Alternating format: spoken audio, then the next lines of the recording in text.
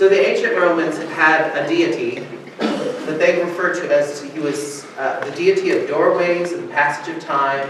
He was over a lot of different things, and his name was Janus, Janus. Now, just so you know, I don't always start my sermons with pagan deities, but since it's a special occasion. Anyway, Janus was known as the guardian of doorways, the guardian of the passage of time, the guardian of change. And in Rome, they didn't actually have a temple to him, but what they did have was a gateway.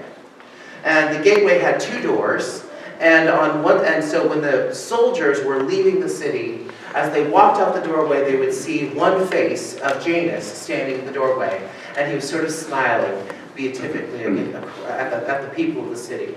So just imagine the soldiers walking through one gateway, and then they would assemble, and they would leave the city at war. And as they left, there would be the other face of Janus, and he would look all grumpy and mean, right?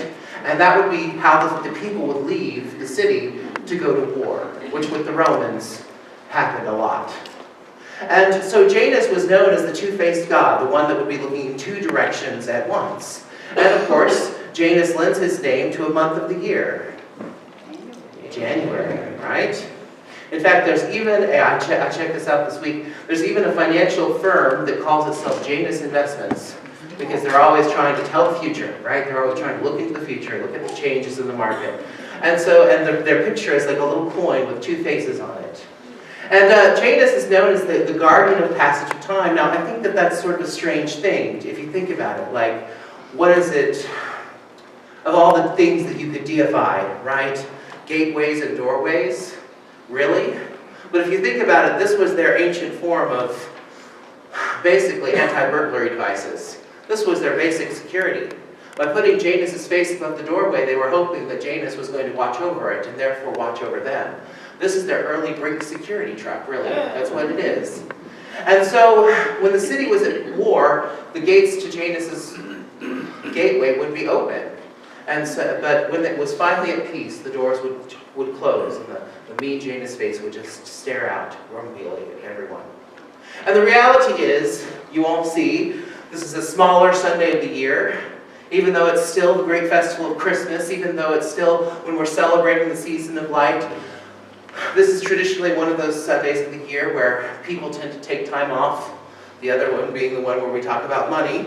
Let's just be real. Some of y'all here, oh, we're doing Stewardship Sunday. I think I'm sick. I've got malaria. Don't worry, I'll be into work on Monday. And so we honestly find ourselves in between one place and another, don't we? 2018 is wearing thin, and we're sort of in that weird place between one world and another, the new year and the old one. And we find ourselves sort of sitting in that place between the two. And in theology, we often refer to these as the liminal spaces, the space between one reality and another. The best way I can describe it to you is when you take your kids to summer camp and church camp. Now, I know some of you haven't had that blessing. I have. Thank you very much. And when you first get there, all of your, and your kids are in with new kids that they've never met before, and everybody's being really quiet and really awkward because they haven't quite lived into their new reality yet. They're just kind of sort of pacing themselves, holding themselves back, and by the end of the week, they'll be the closest friends you can ever imagine. But on that first day, they're in the space between that world that they left, Portage, and the new place, Epworth Forest, and they're trying to figure it out. They're trying to come to that brand new reality. And then there's another liminal space that they enter when they leave, right? Camp was all about Jesus every day, and we had such a wonderful time, and oh, there was so much fun, and then they come home, and mom and dad are like, go mow the lawn. And all of a sudden, that theory of honor thy father and mother becomes really real, doesn't it? I don't want to, but I have to, because now I have to actually live out this Christian idea. So what does that mean for us? We who are in the liminal space, that space between worlds, that space between 2018 and 2019. And what does it mean specifically for us in Portage? Now, I'm just going to take for granted that since you're here this Sunday, you're some sort of Christian elite. Right? They showed up on this Sunday, so therefore they must be the best of the best, the creme de la creme. Congratulations, you made it. Everyone else's mansion in heaven will be gold, you get platinum. But the reality of us is that the reality that you're here today, it does say something, and it does point towards something. And so I just wanted to take a moment to look back at these last 6 months that I've been with you. I came here and I knew that I'd been told, someone had said it to me, that you had a rather tough time, a rather tough pastoral transition. In fact, 2 of them in a row, right? And one of the things that I was told was that you all had sort of an identity issue. You were kind of struggling with who you were in the face of all this, who you used to be, who you're becoming. And what I want to tell you is that what you have proven in these last 6 months is that you are stronger than you ever thought you were. That you had more going for you than you ever thought you did. What you've proven to yourselves, what I hope you've proven to yourselves in these last 6 months, is that you can get through absolutely everything with God's help. All right? You did that. You did that. You stayed the course. You kept going, right? You moved. You kept moving. You know, no matter what you went through, you still did your prison ministry every week. No matter what you went through, your mission committee was still helping out the community in every way they could possibly do so. Right? You kept moving. You kept going. So if 2018 and 2017 and 2016 can prove anything to you, I want you to know it proves that you can go to war with the best of them. Amen. You're strong. You hear that? Hear this from your pastor. You're strong. You're strong people. You're a strong people. If it's repeated, it's probably important. You're a strong people. Stronger than you ever thought. And that's good.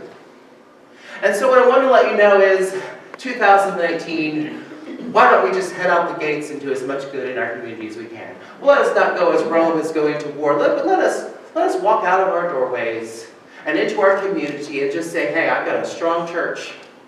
And they can lend some of your strength to you in whatever you're going through. The reality of this particular season, this particular in-between space, is that moment when all the army is kind of walking through that first gate and they're gathering together and now they're ready to go and they're ready to walk out into the world and make change, right? So guess what? We're assembled, we're all sitting in nice little rows, right? And the only truth that you have for 2019 is that God is waiting for you on the other side of it. The God who is yesterday, today, and forever. And what does He want for you? Well, strangely enough, doesn't that Ecclesiastes passage speak to it very strongly and very well? I know that there's nothing better, says the author, but that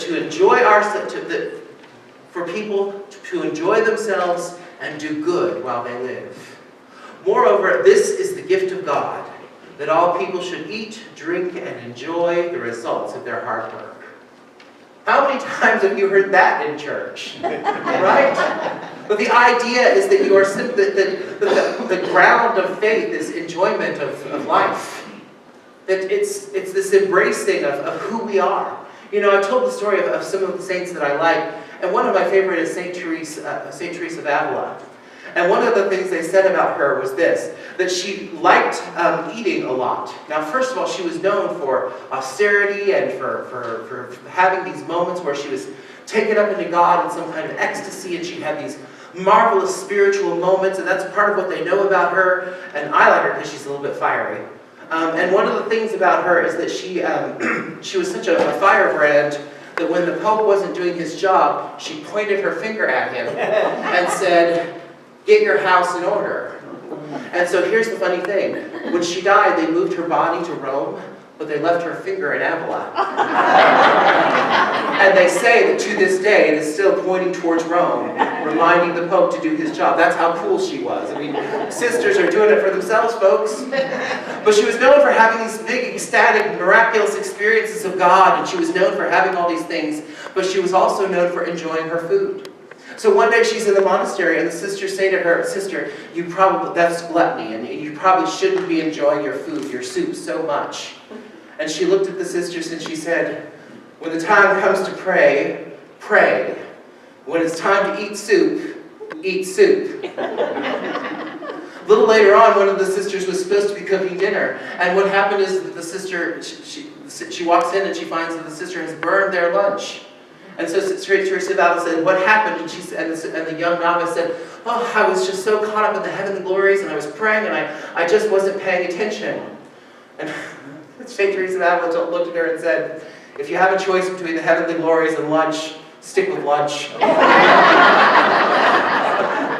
And this idea that to be spiritual means to be removed from all that, but the author tells us. The author tells us that the purpose of life, that part of the purpose of life is enjoyment and hope and joining together. Is it any surprise that every Sunday, whether there's food on it or not, we gather around a table? Because what happens at tables? Families gather at tables. Friends gather at tables and have card games and meals. What happens when we come here? We're to enjoy one another. And we're to love as Christ loved. For indeed, does not the other scripture passage lay a little bit of a line against this one? Jesus is there at the end of days, when time finally ends. And what is he doing? But he's separating the people. Sheep on one hand and the not-so-great goats on the other. And what is he telling them? Look at you.